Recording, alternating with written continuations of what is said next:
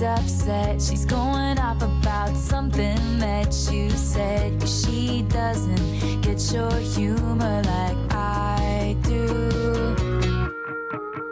I'm in my room. Dengan saya, Zaki Samara. Definisi konflik. Secara umum, konflik adalah ketidakcocokan dari sejumlah bentuk interaksi. Menurut para ahli, menurut S.P. Sobirin 2006, konflik adalah suatu proses yang dimulai ketika suatu pihak menganggap pihak lain secara negatif, mempengaruhi atau akan mempengaruhi suatu atau seseorang yang menjadi kepedulian pihak pertama. Dengan demikian, terjadinya suatu konflik itu adalah suatu proses yang dimulai dari adanya anggapan dari seseorang kepada orang lain yang kemudian menjadi masalah. 2. Pengertian negosiasi.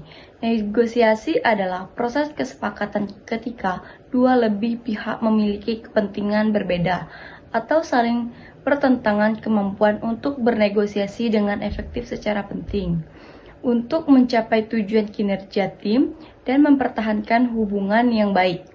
3. Manajemen konflik dan strategis negosiasi. Konflik dan kebutuhan negosiasi adalah hal yang terhindar kemampuan untuk mengelola konflik dan melakukan negosiasi efektif, tidak hanya menghindari kerugian, produktivitas, tetapi juga menciptakan peluang untuk pertumbuhan dan inovasi. Saya Chelsea Octavia Putri Saragi dengan NIM A1D524075 sebagai pemateri kedua yang akan memaparkan materi mengenai yang pertama, pandangan konflik. Ada beberapa pandangan konflik dalam mengartikan suatu konflik. Menurut Stephen R. tahun 2006, ada 3 pandangan.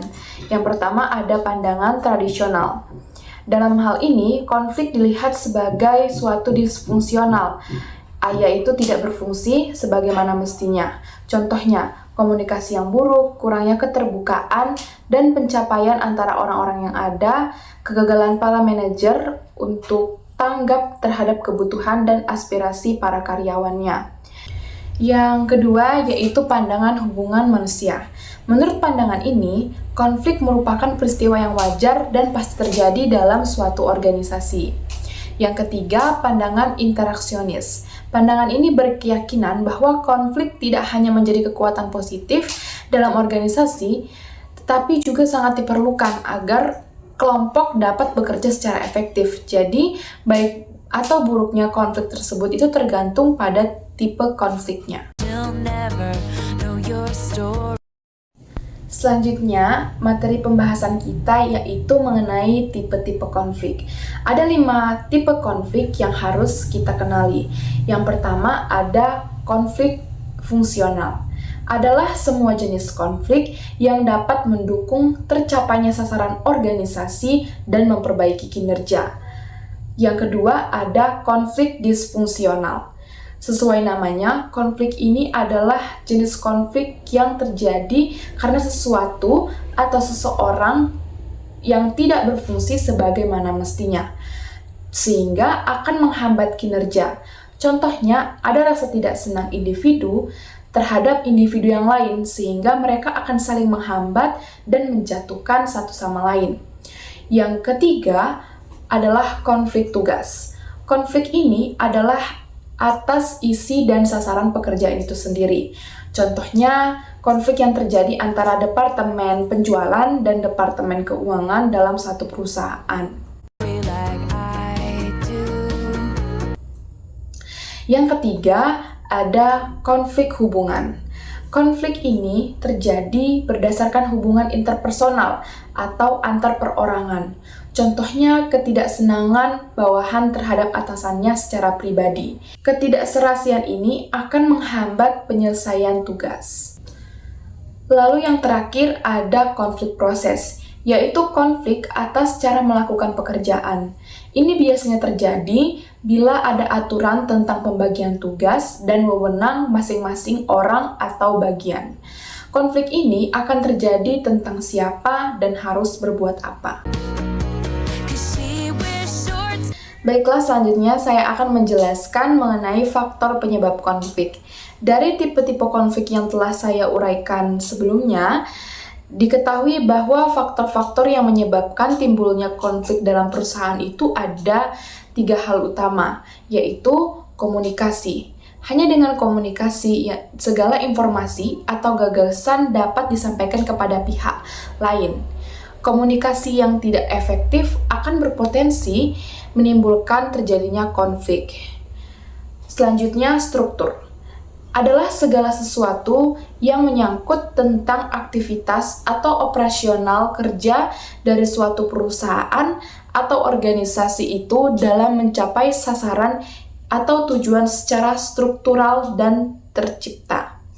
Adanya sesuatu yang mengganggu terlaksananya aktivitas secara sistematis akan menimbulkan konflik secara struktural.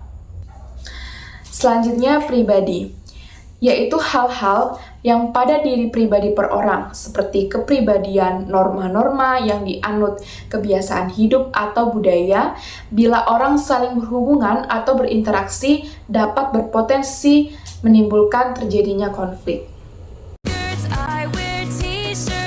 Baiklah, selanjutnya kita akan membahas mengenai teknik manajemen konflik. Bagaimana teknik dalam memanajemen konflik? Sebelumnya kita akan membahas pengertian manajemen konflik. Manajemen konflik adalah cara yang dilakukan oleh pemimpin pada saat menanggapi konflik tersebut.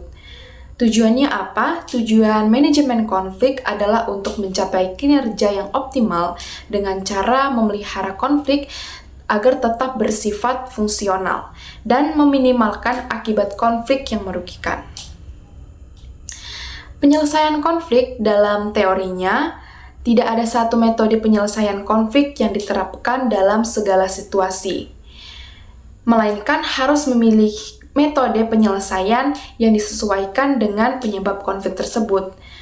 Manajemen konflik menurut Winardi tahun 1994 meliputi kegiatan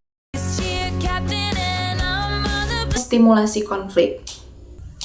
Upaya yang dilakukan oleh pemimpin terhadap konflik yang terjadi dengan jalan memberikan umpan-umpan, stimulan, atau rangsangan. Beberapa hal yang dapat dilakukan dalam tindakan konflik antara lain, yang pertama, memasukkan anggota yang mempunyai sikap, perilaku, atau pandangan yang berbeda. Yang kedua, struktur organisasi seperti rotasi mutasi kerja. Yang ketiga, meningkatkan persaingan dengan imbal promosi insentif atau reward dalam jenis lain. Yang ketiga, memilih pemimpin baru yang lebih demokratis. Mengurangi atau menekankan konflik. Tindakan mengurangi konflik dilakukan apabila tingkat konflik dalam suatu organisasi dirasa tinggi dan menimbulkan ancaman. Metode yang dapat diambil pemimpin yaitu memisahkan individu, unit, atau kelompok yang bertentangan berupa rotasi dan mutasi kerja. Yang kedua, menerapkan peraturan kerja yang sekiranya dapat mengurangi konflik. Yang ketiga, membuktikan peran integrator. Yang keempat, mendorong tercapainya negosiasi dan mengadakan pelatihan penyelesaian konflik. Selanjutnya, manajemen konflik. Kemudian langkah-langkah berikutnya adalah manajemen konflik adalah penyelesaian konflik. Yang ini merupakan kegiatan pimpinan organisasi dalam mempengaruhi organisasi langsung pihak-pihak yang bertentangan. 1. Strategi negosiasi. Berikut adalah beberapa strategi negosiasi yang umumnya digunakan dalam konteks bisnis. 1. Strategi win-win.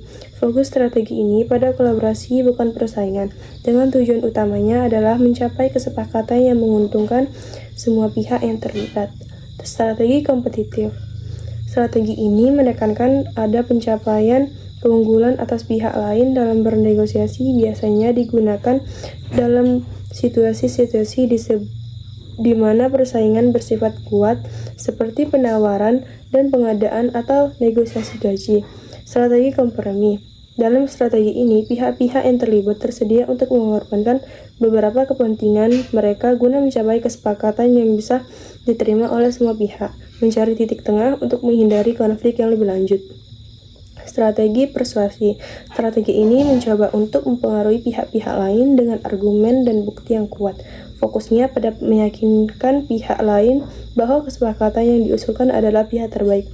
Nah, ini bergantung pada kemampuan komunikasi yang baik. Strategi pemaksaan. Dalam situasi tertentu, ada pihak yang bernegosiasi mungkin menggunakan tekanan ancaman demi mencapai tujuan mereka.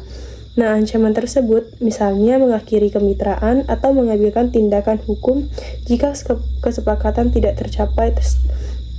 Strategi ini digunakan dengan hati-hati karena bisa merusak hubungan bisnis. Strategi terbuka. Komunikasi yang jujur, transparan antara semua pihak mengumpulkan semua informasi yang relevan dengan tulus untuk mencapaikan suasana kepercayaan. Strategi taktis. Menerapkan taktik-taktik spesifik selama negosiasi seperti memasangkan tawaran yang tinggi atau rendah, mengajukan pertanyaan yang cerdas, atau menggunakan jeda diam untuk mempengaruhi hasil negosiasi. Taktik ini dapat digunakan untuk mencapai keuntungan lebih besar dalam bernegosiasi. 2. Melakukan negosiasi. Berikut adalah beberapa tips untuk melakukan negosiasi agar negosiasi yang kita lakukan sukses. Yang pertama, persiapan yang matang. Persiapan adalah kunci utama untuk mencapai kesuksesan dalam negosiasi bisnis. Tetapkan tujuan yang jelas. Dengan memiliki tujuan jelas, kita memiliki fokus dan menghindari jebakan mungkin muncul selama negosiasi. Tetap tenang dan sabar. Dalam melakukan negosiasi, penting untuk tetap tenang dan sabar sepanjang proses. Jangan biarkan emosi yang mengambil alih. Bicara dengan santai dan rasional. Gunakan bahasa tubuh yang tepat ketika kita melakukan negosiasi. Cobalah untuk menjaga postur badan yang percaya diri dan tunjukkan minat apa yang dikatakan oleh pihak lain. Hindar gerakan yang terlalu agresif dan mendominasi.